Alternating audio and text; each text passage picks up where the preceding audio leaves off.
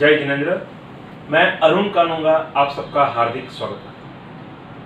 दोस्तों, 2020 finance act में NGO और चैरिटेबल ट्रस्ट के रिगार्डिंग कुछ बदलाव आए हैं।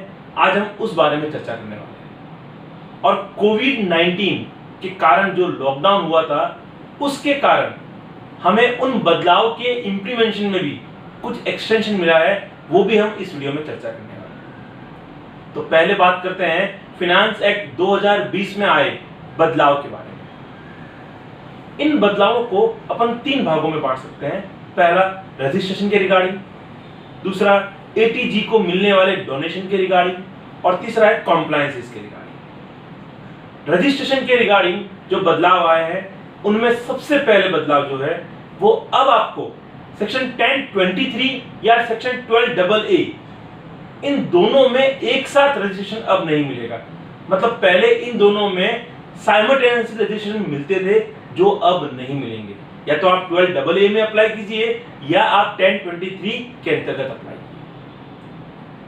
दूसरा बदलाव, जो रजिस्ट्रेशन की वैलिडिटी थी, जो पहले लाइफ लॉन्ग थी, अब उसको 5 ईयर की कर दी गई।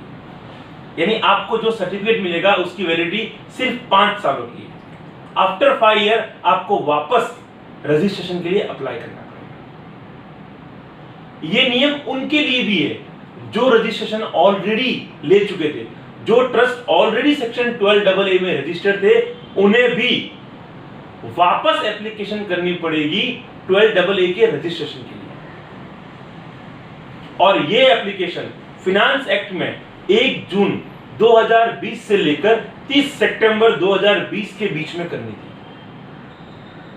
लेकिन कोविड-19 आया और उसके कारण लॉकडाउन हुआ, तो उस पीरियड में भी कोविड-19 के कारण हमें कुछ रिलैक्सेशन दिया गया है। मतलब अब ये एप्लीकेशन आपको 1 अक्टूबर 2020 से लेकर 31 दिसंबर 2020 के बीच में करनी है।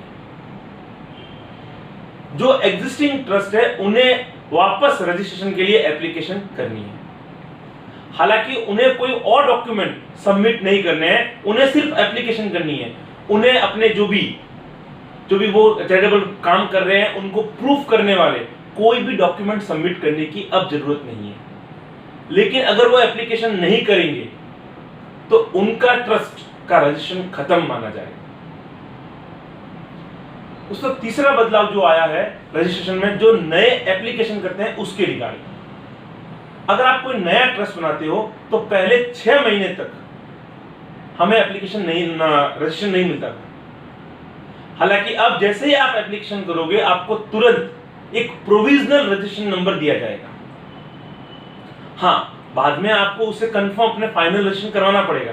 उस टाइम आपको डॉक्यूमेंट सबमिट करने पड़ेंगे। लेकिन एक बार आप ऑनलाइन एप्लीकेशन सबमिट करोगे, आपको एक प्रोविजनल रजिस्ट्रेशन नंबर मिल जाएगा।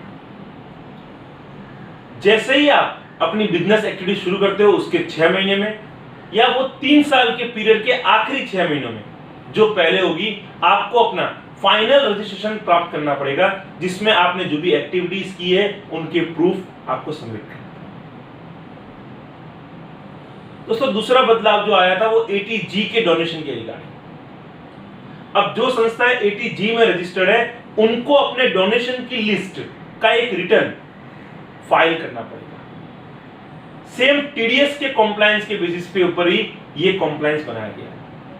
अब एटीजी के रजिस्टर्ड ट्रस्ट को अपने डोनर की एक लिस्ट टाइमली सबमिट करनी पड़ेगी,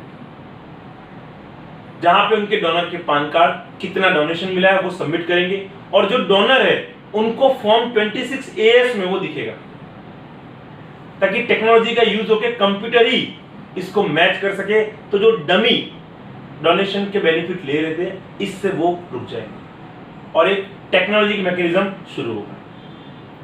अगर ये कॉम्प्लायंसेस ट्रस्ट नहीं करता है तो उसके ऊपर 200 रुपए पर डे की पेनल्टी भी, लेट फीस लगाई जाएगी, और 10,000 से 1 लाख की पेनल्टी भी हो सकती है।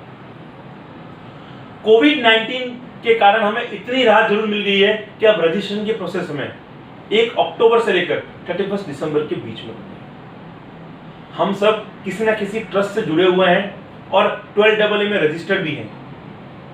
तो मैं आपसे ये निवेदन जरूर करूंगा कि आप 1 अक्टूबर से 31 दिसंबर में अपने सीए से या अपने जो भी प्रोफेशनल हायर किए उनसे मिलिए और रजिस्ट्रेशन की रीएप्लीकेशन जरूर करवाएं।